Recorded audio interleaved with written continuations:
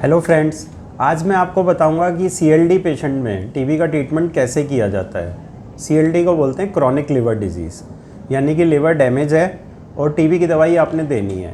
तो टीबी की ज़्यादातर दवाइयाँ लिवर में जाकर के डाइजेस्ट होती हैं, ठीक है। लिवर के जो एंजाइम होते हैं उनको बढ़ा सकते हैं, लिवर की टॉक्सिसिटी कर सकती है। तो सीएलडी में प्रॉपर तरीके से टीबी की दवाई देना और ज़्यादा ज़रूरी हो जाता है। तो शुरू करते हैं आज का ये वीडियो कि सीएलडी पेशेंट में टीबी का ट्रीटमेंट आप कैसे करेंगे और गाइडलाइन क्या कहती हैं इस बारे में।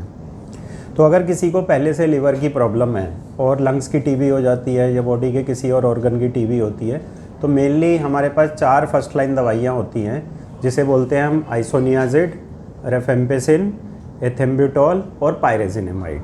अगर इन 4 दवाइयों में हम बात करें तो जो हेपेटो सेफ है, जो लिवर में सबसे ज़्यादा सेफ़ है, वो एथेम्ब्यूटॉल नाम की दवाई सबसे ज़्यादा सेफ़ है। और बाकी जो 3 दवाइयाँ रहती हैं, आइसोनियाजिड, रेफेम्पेसिन और पायरेजिनेमाइड, वो लिवर टॉक्सिसिटी करती हैं, ठीक है। तो इन तीनों को बोलते हैं हम हेपेटोटॉक्सिक ड्रग, और जो लिवर में सेफ़ होती है पूरी तरीके से उसको हम बोलते हैं एथेम्ब्यूटॉल, ठीक है। तो अगर लिवर एंजाइम बहुत ज़्यादा डिरेंज है, ठीक है, और लिवर टॉक्सिसिटी बहुत ज़्यादा है कि हम कोई भी हेपेटोटॉक्सिक ड्रग पेशेंट को नहीं दे पा रहे हैं, तो हम पेशेंट को क्या करते हैं, एथेम्ब्यूटॉल के साथ फ्लोरोक्विनोलोन नाम की दवाई आती हैं, जैसे कि लीवोफ्लॉक्सासिन, वो ऐड कर सकते हैं। तो ये 2 दवाइयाँ पूरी तरीके से हेपेटो सेफ होती हैं। और इसके साथ साथ जब हम दवाई पेशेंट को रीइंट्रोड्यूस करते हैं तो 1 बाई 1 करते हैं, जिससे कि हमें पता चल जाए कि किस दवाई से साइड इफ़ेक्ट हो रहा है। तो मैं आपको डिटेल में बताता हूँ, ठीक है। जस्ट 2-3 मिनट में मैं पूरा समराइज़ कर दूंगा कि गाइडलाइन क्या कहती है।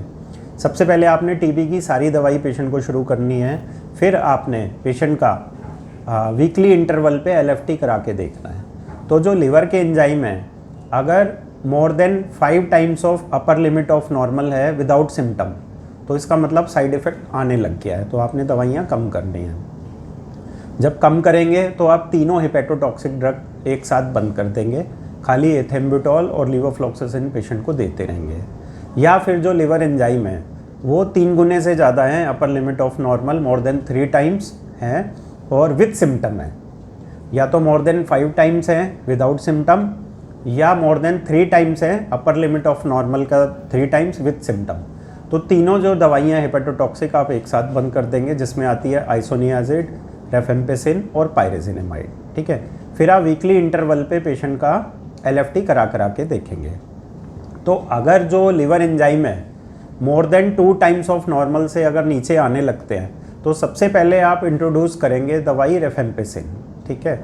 रेफेम्पेसिन की कुछ लोग करते हैं कि डोज धीरे धीरे बढ़ाते हैं, 150 से पहले 300 करते हैं, फिर 450 करते हैं, और कुछ एक ही बारी में पूरी डोज जो होती है 450 mg या 600 mg देते हैं।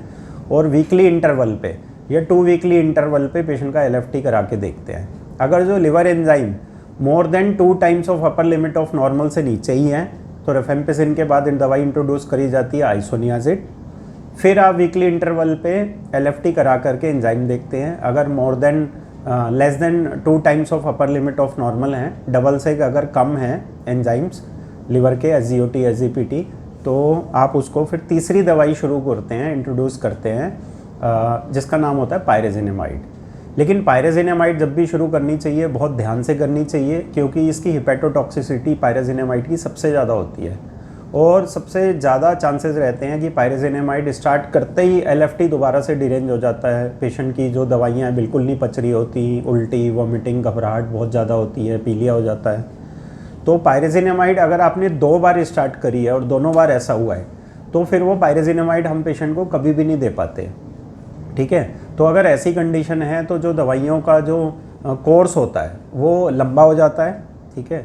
दवाइयों का कोर्स लंबा हो करके 8 से 9 महीने का कोर्स हो जाता है, जिसमें कि इंटेंसिव फेज़ तो वही 2 महीने की रहती है, और कंटिन्यूएशन फेज़ है वो पेशेंट की लंबी हो जाती है, 6 महीने की हो जाती है। तो टोटल ड्यूरेशन 8 या 9 महीने की हो जाती है, ठीक है। तो इसमें एक स्कोरिंग सिस्टम भी काम करता है, ये सब मैंने आपको बता दिया है। एक स्कोरिंग सिस्टम काम करता है जिसको हम बोलते हैं चाइल्ड पुग क्राइटेरिया। तो चाइल्ड पुग क्राइटेरिया में हम पेशेंट का स्कोर निकालते हैं, जो कि डिपेंड करता है एसाइटिस पे, सीरम एल्बुमिन, एल्बुमिन कितना है उस पर, बिलिरुबिन लेवल कितना है, पेशेंट को हिपैटिक इनकेफेलोपैथी, ब्रेन का इन्फ्लेमेशन हुआ है या नहीं हुआ, और PTINR कितना है। इसके आधार पे कुछ पॉइंट्स होते हैं।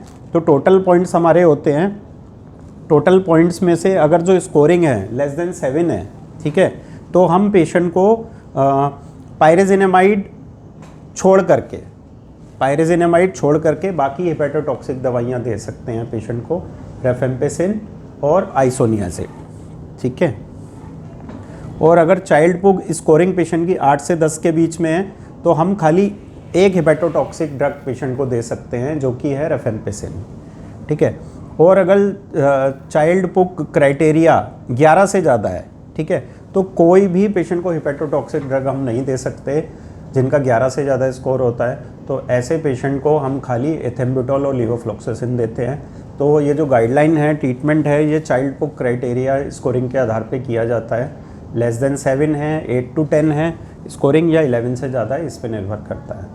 तो पेशेंट का जैसे जैसे टीबी ठीक होता है तो कई बार पीलिया अपने आप उससे भी सेटल होने लगता है, ठीक है। तो टीबी का ट्रीटमेंट करना ऐसे पेशेंट में और भी ज़्यादा ज़रूरी हो जाता है और बहुत ट्रिकी हो जाता है। तो मैं आशा करता हूँ आज का ये वीडियो आपको पसंद आया होगा कि CLD में हम टीबी का ट्रीटमेंट कैसे करें। आप इस वीडियो को लाइक कीजिए, शेयर कीजिए और हमारे चैनल को सब्सक्राइब करके बेल आइकन प्रेस कीजिए। थैंक यू, धन्यवाद।